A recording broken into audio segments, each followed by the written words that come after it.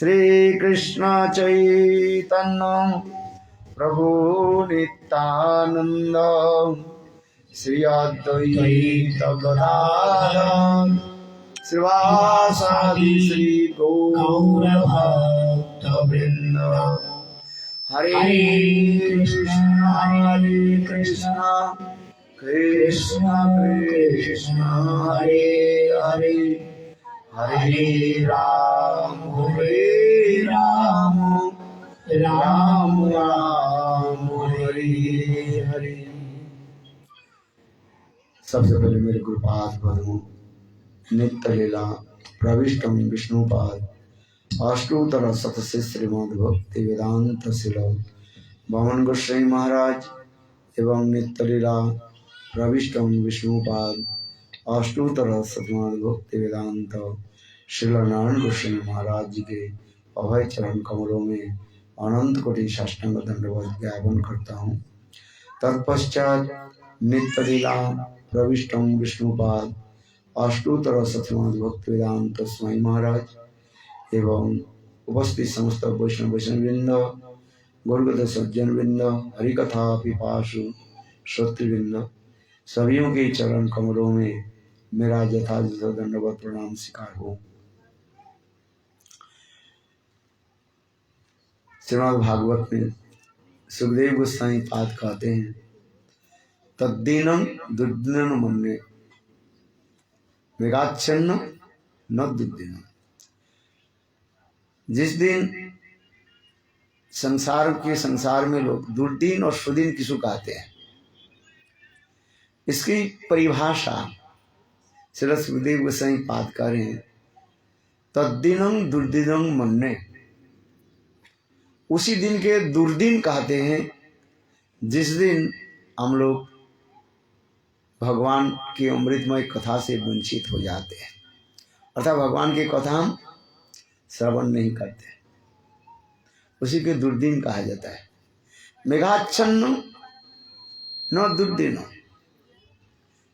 आकाश में बादल छा जाए बारिश हो, वास्तव वो दुर्दिन नहीं है, किंतु संसार के लोग दुर्दिन तो उसी के कहते हैं जिस दिन आकाश में बादल छा जाए और दिन खराब हो जाए, कोई धंधा पानी नहीं हो, उस दिन को क्या कहते हैं? आज दिन खराब है, दुर्दिन कहते हैं। सुदिन उसी है जिस दिन हम लोग भगवान की कथा श्रवण करते हैं।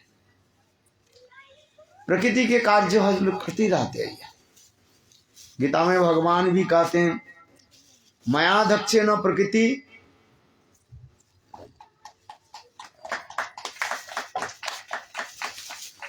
मया दक्षेण प्रकृति श्रुते सचराचरम हेतु अनन्य कुंत जगत भी परिवर्तते।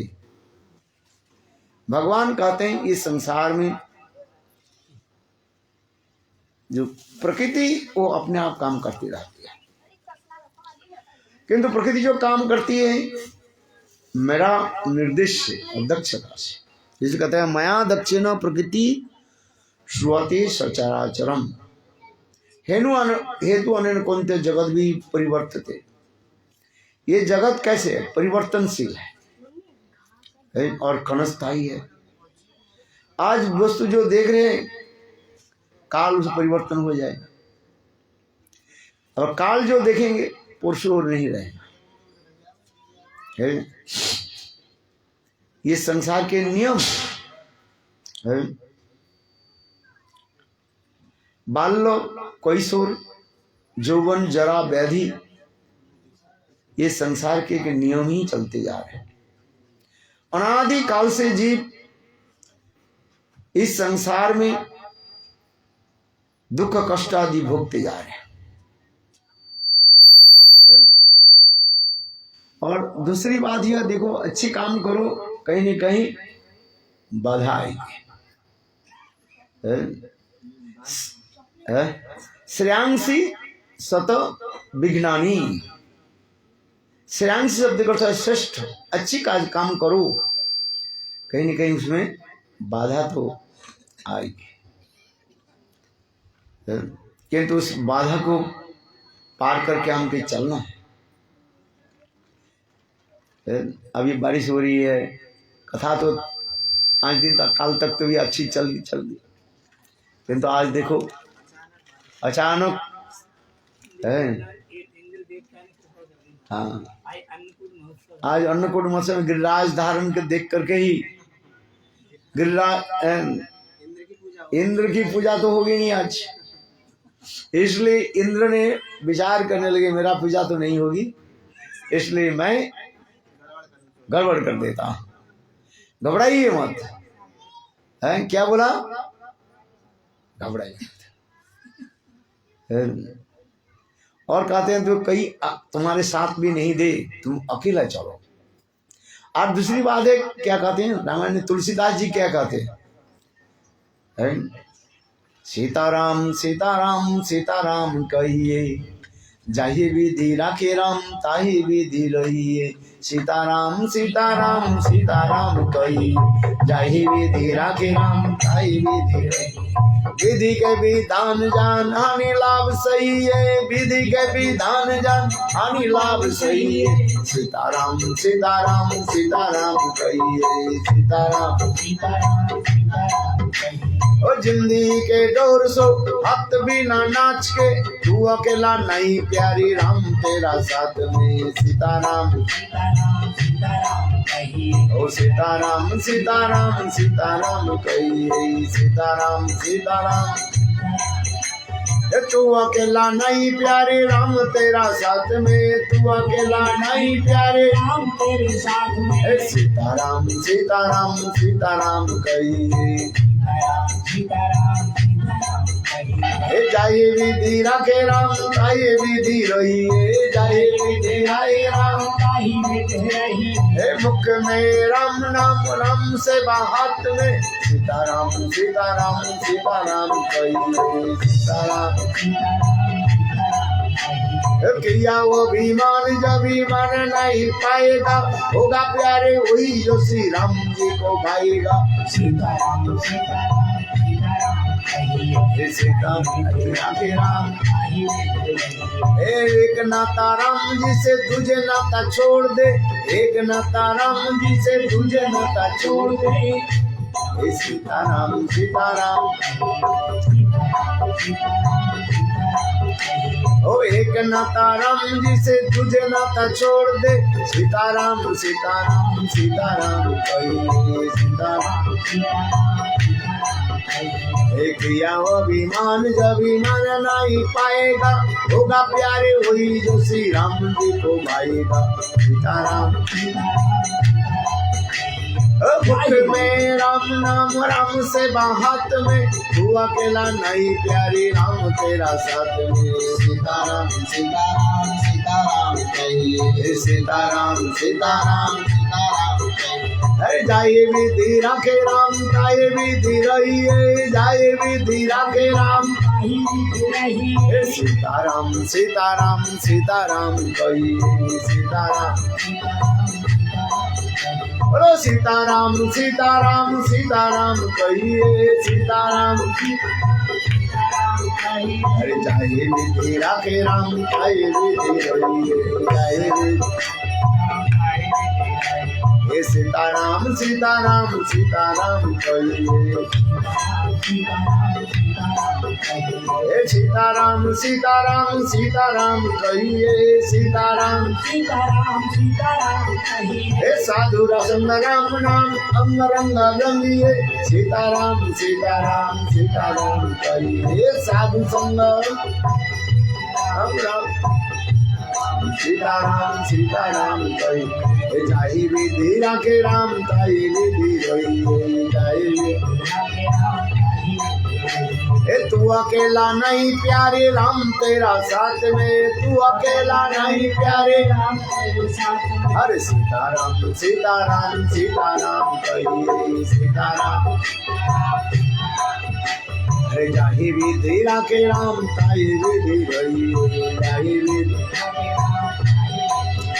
अरे सीताराम सीताराम सीताराम कहिए। सीताराम अरे जाहे भी तेरा के राम जाहे भी तेरी जाहे भी तेरा के राम अरे सीताराम सीताराम सीताराम कही सीताराम हेलो शिव राम चंद्र की जय। तू अकेला नहीं प्यारे राम तेरे साथ है। आइए हम कथा प्रसंग में हम प्रवेश करते हैं। कल हम लोग कृष्ण के अनेकों जो है बाल चरित्र लीला कथा श्रवण किया था। समय संक्षेप होने के नाते अनेक कथाओं को हम लोग संक्षेप रूप में बताते हुए आगे कथा को हम प्रस्तुत करते हैं। जैसे दामबंधन की लीला भी कथा श्री सुखदेव गोस्वामी पाद बताया, क्योंकि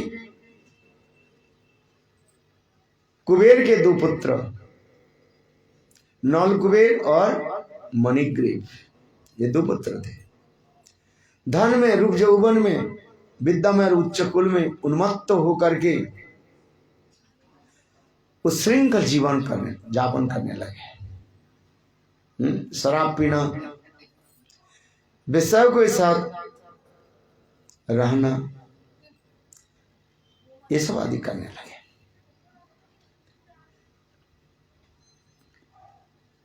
एक दिन ये नल कुबेर और मणिग्रीव, कुबेर के दो पुत्र,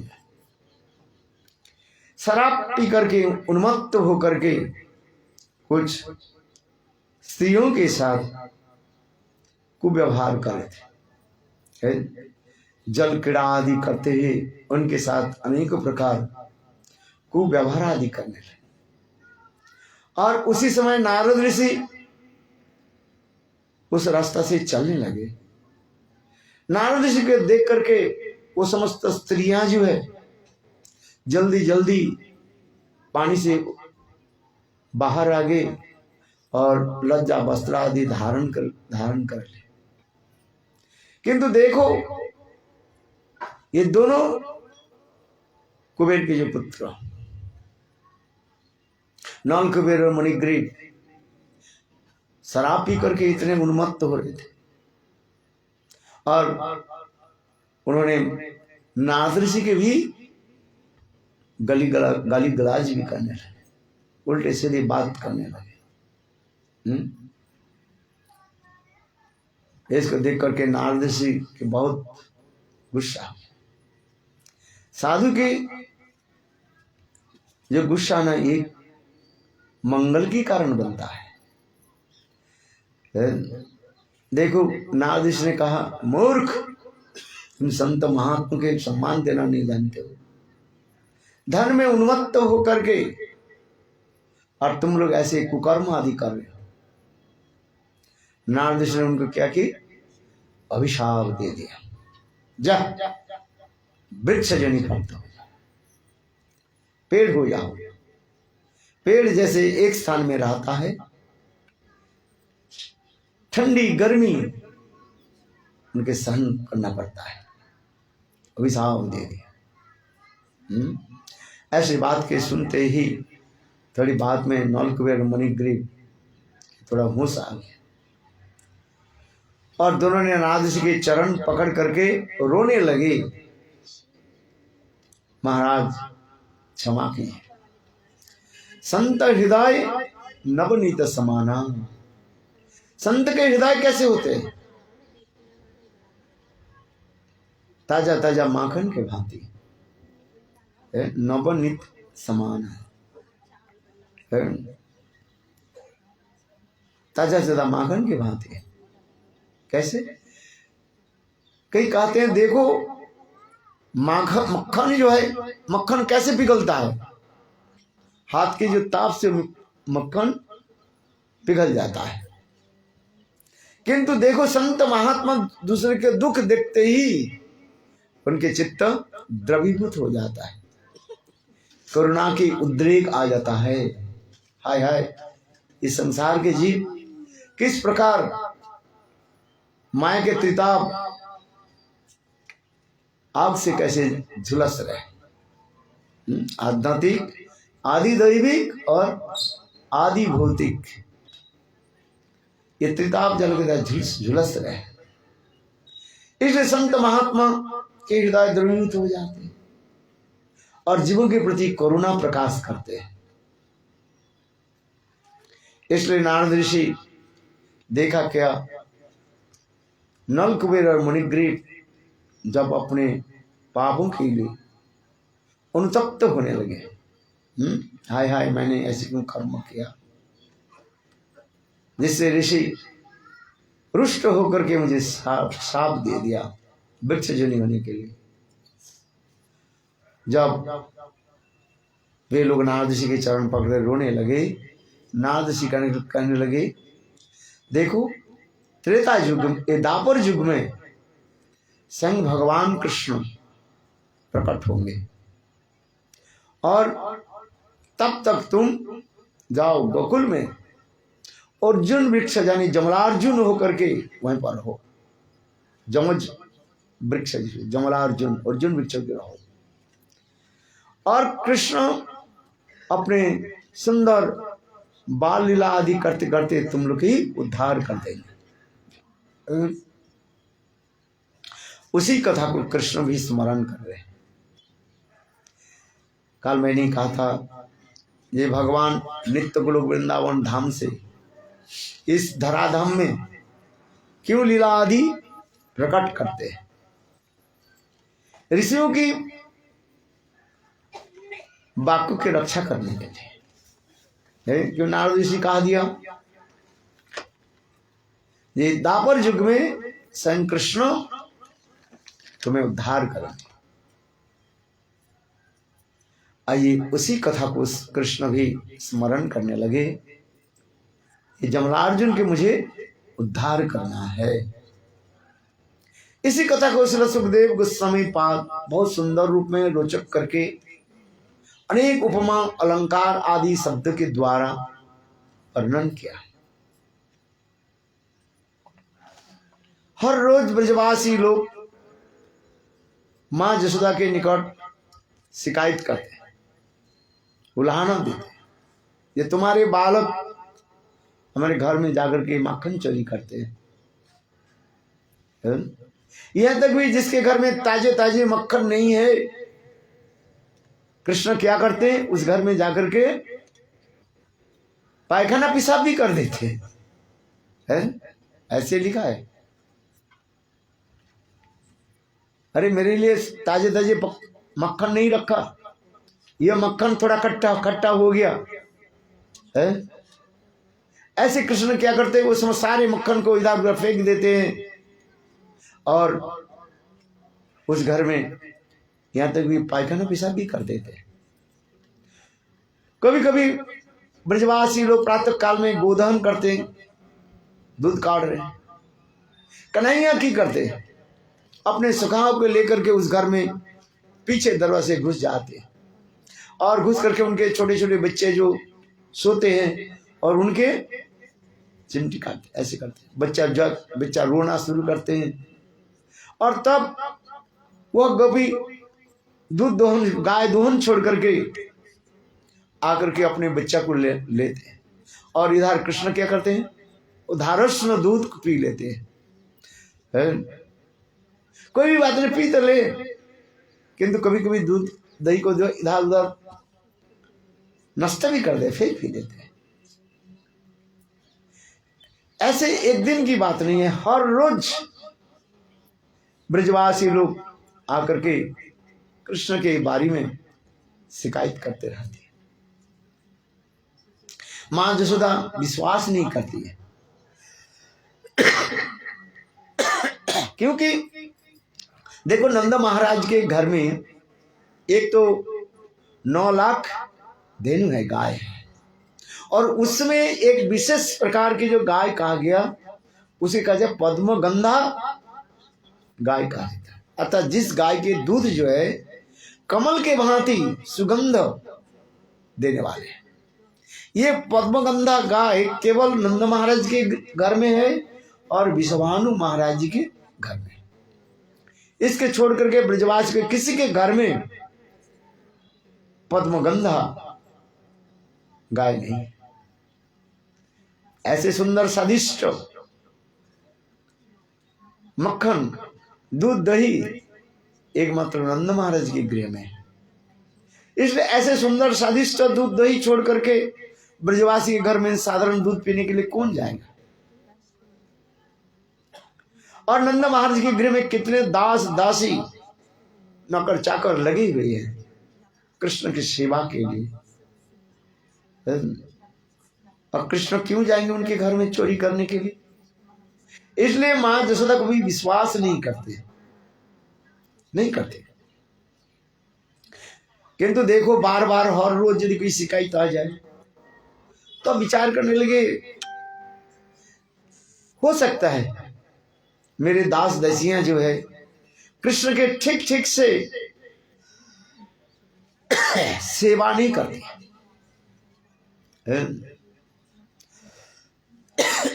इसलिए कृष्ण चली जाती है, ये चले जाते हैं। वो नहीं गया।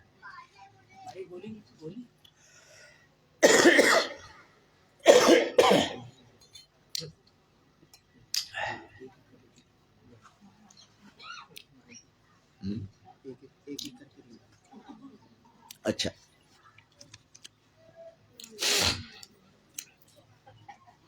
इसलिए नंद महाराज मां यशोदा ने विचार करने लगे, आज मैं स्वयं गोदहन करके गाय से दूध काट करके और स्वयं अपने हाथ से दूध से दही और दही से मक्खन मैं निकाल, और वो मक्खन जो मैं अपने बच्चे को कृष्ण के मैं खिलाऊंगा। ऐसे विचार करके मां यशोदा ने किया कि अपने घर में जो दासियां जो है उनको छुट्टी दे दी। बोले जाओ जाओ तुम लोग घर में जाओ, आज लोग तुम घर में अपने काम करो।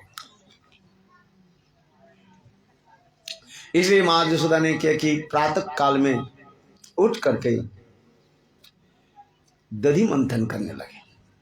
बाल गोपाल सोए हुए और मां यशोदा दधि मंथन करने लगे।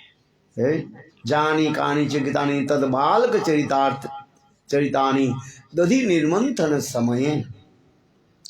श्री सुखदेव गोस्वामी पाद कहते हैं मां यशोदा जब दधि मंथन कर रही है, दही जब मथ रही है, उस समय क्या कर रही है, अपने बाल गोपाल की जो अनेक जो है लीला कथा को अत्यंत सुर स्वर से जिसको लरी का है और उससे कीर्तन कर रही है और चिंतन कर रही है।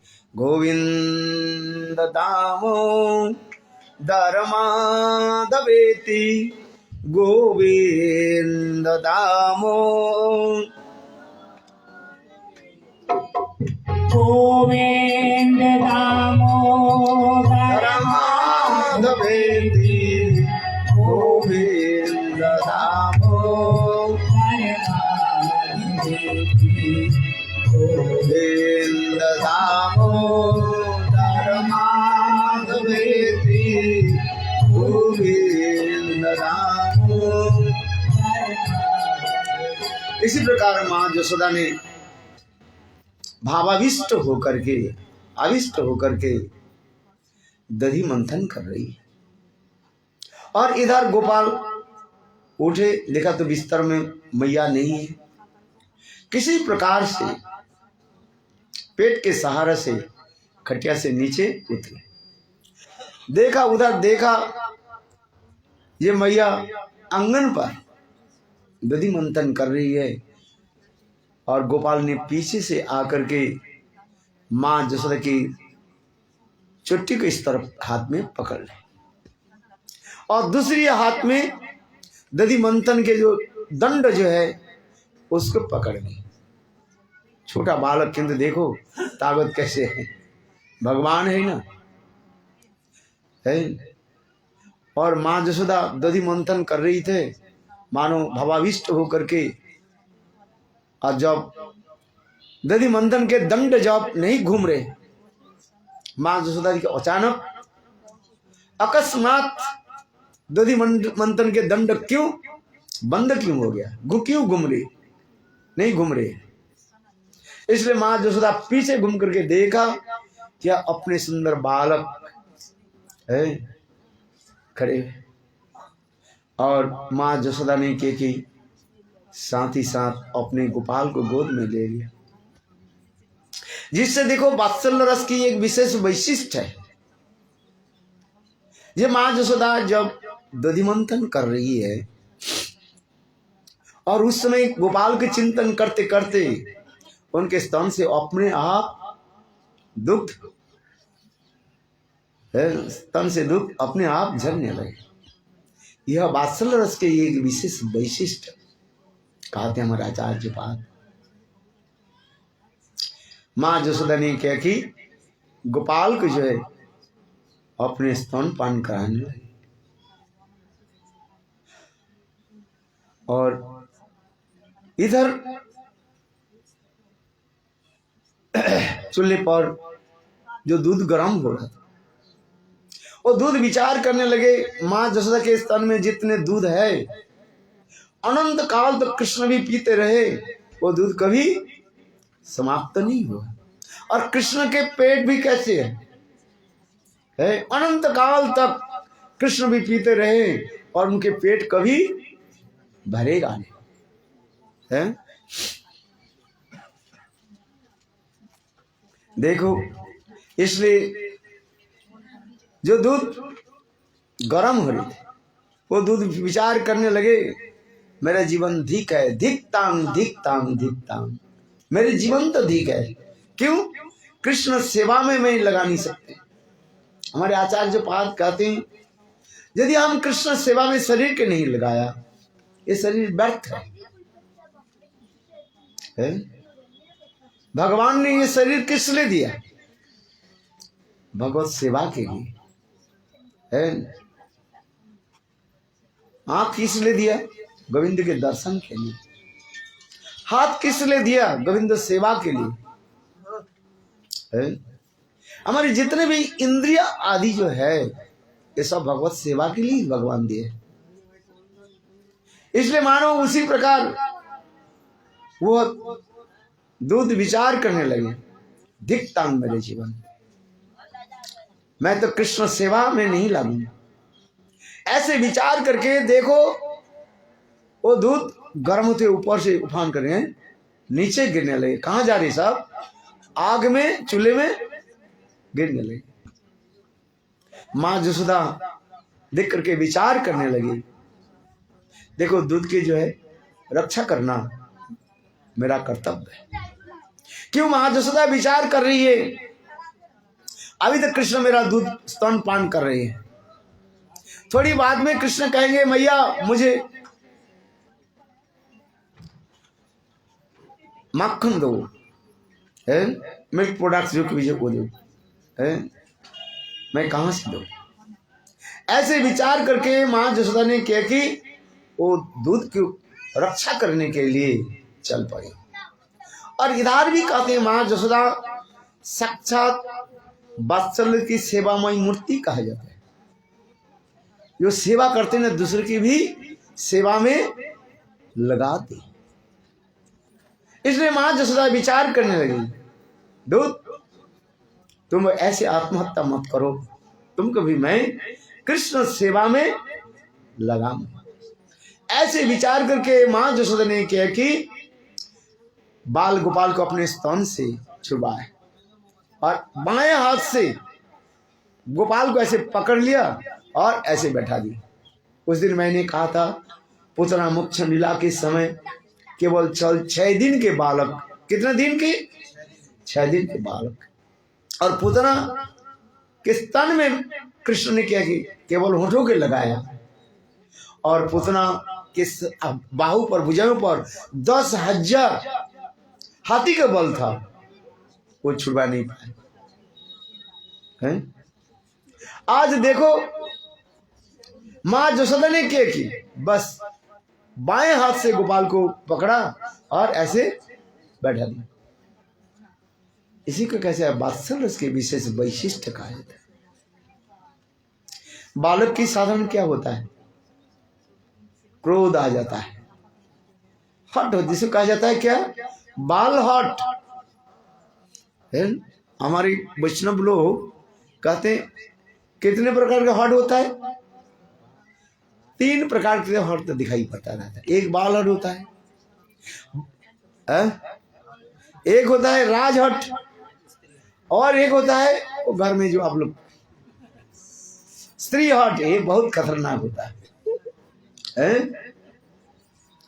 स्त्री हट जो है बहुत खतरनाक है। ये तो आगे बोलना हमारे उचित नहीं, किंतु सारी तो माताएं बैठी हुई है, कहती हमारे लिए कर रहे, नहीं आप लोग के लिए नहीं कर रहा, आप लोग तो हट करते ही नहीं है।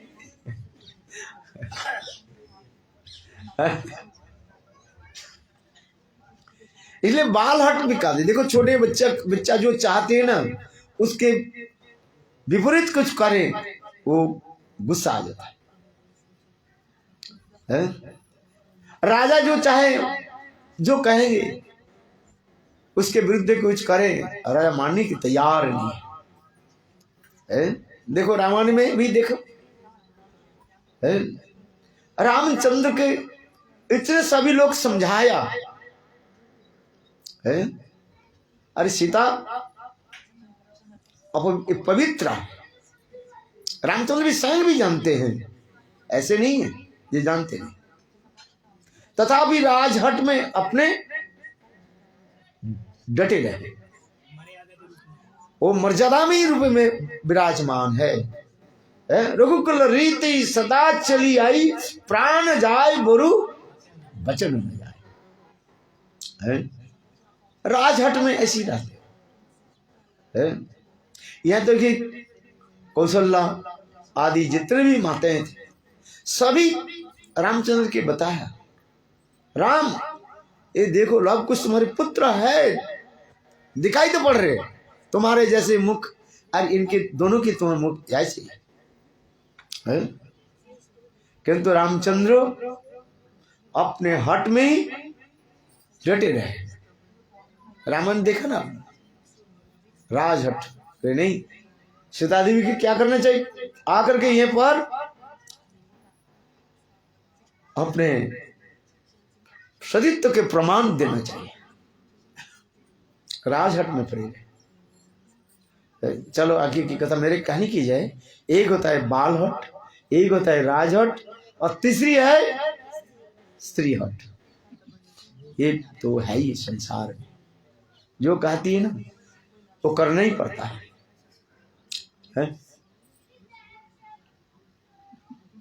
एक छोटी सी कथा कह दो।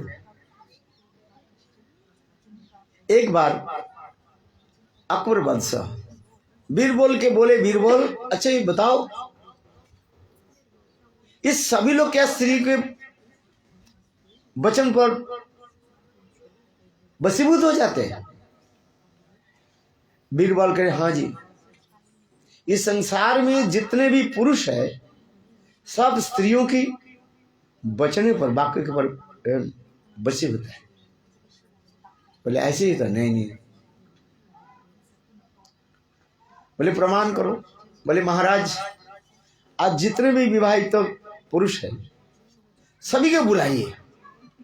कितने 100 विवाहित पुरुष के बुलाइए। कितने 100, 100 और एक तरफ रख दिया 100 चेयर रख दिया।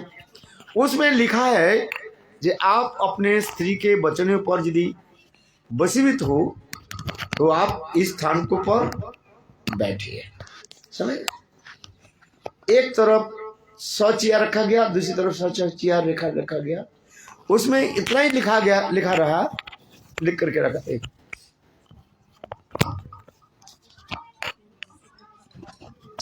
जब आप अपने पुत्रियों की वचनों पर यदि आप वशीभूत हो तो आप इस स्थान पर बैठिए, आसन ग्रहण कीजिए, और यदि वशीभूत नहीं है इस स्थान पर बैठिए। देखो समय पर आकर के 100 व्यक्ति किया कि 99 है, 99 जो है व्यक्ति आकर के उस चेयर पर बैठे जहां पर लिखा है कि मैं अपने पत्नी के वचनों पर मैं वशीभूत हूं, जैसे कहती हमारे पत्नी मैं ऐसी करता हूं। देखा एक व्यक्ति जो है वो लिखा है जहां पर खाली चेयर पड़ा हुए ना वहां पर बैठे।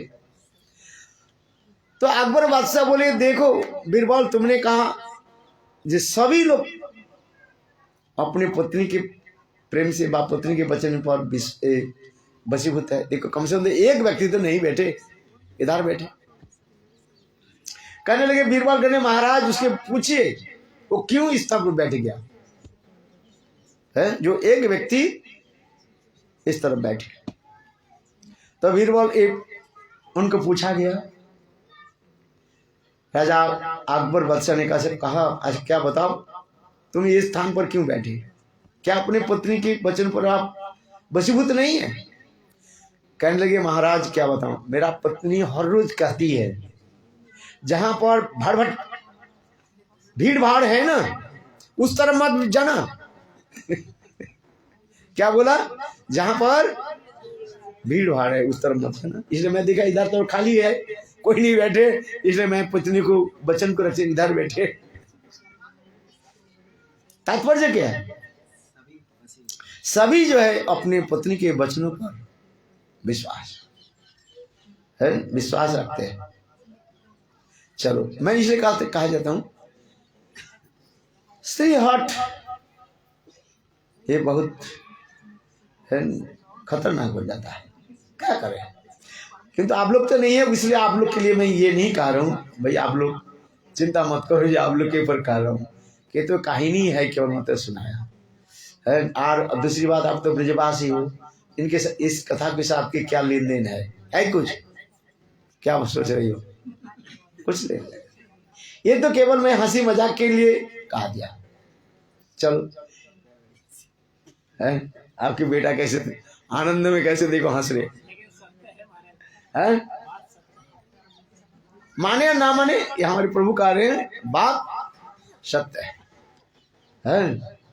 पत्नी जी कहा दिया देखो आज गौड़ी मठ में जाना है तो जाना ही पड़ेगा, और नहीं है तो नहीं है, ले जाना पड़ता है कि नहीं पड़ता। चलो बहुत अच्छी बात, क्यों आप लोग ब्रजवासी है ना, मंदिर में जाना उचित है कि नहीं है, हाँ, और पति को ले जाए तो अच्छी बात है कि नहीं है। आप लोग यदि हट भी हो ये भगवत कल्याण के लिए होता है, भक्ति के लिए कारण बनता है। पति के बोलो नहीं आज चलो आज हम मंदिर में जाए। चलो आगे की कथा बताता हूं।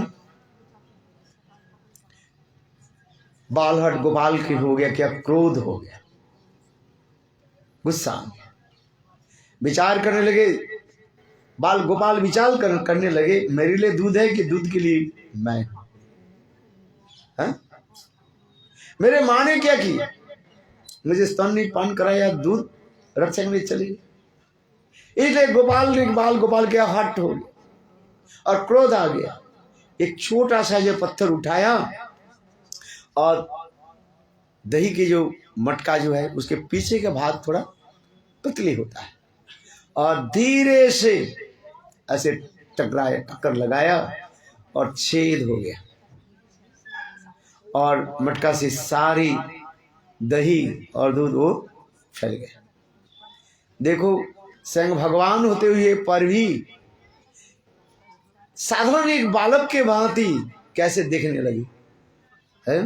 दूध के जब धार वो छेद से निकलते हैं ना, जोर से निकलते हैं और वो देख रहे हैं वाह कैसे सुंदर आ रहे हैं, और वो देखने लगे बिल्कुल ऐसे झंक करके देख रहे। किंतु बच्चा की पता नहीं है, सारे दूध दही अंगन में फैला करके उनके पैर तक भी भिगो दिया। इधर देखा सारे दही तो दूध दही तो फैल गया। विचार करके माँ ने मुझे पकड़ने ले मारन पिटाई ना कर दे, इसलिए उन्होंने बालक ने किया कि उस स्थान को छोड़ करके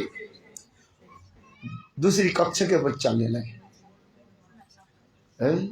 और देखो वही जो पैर के छाप वहीं पर लग गया।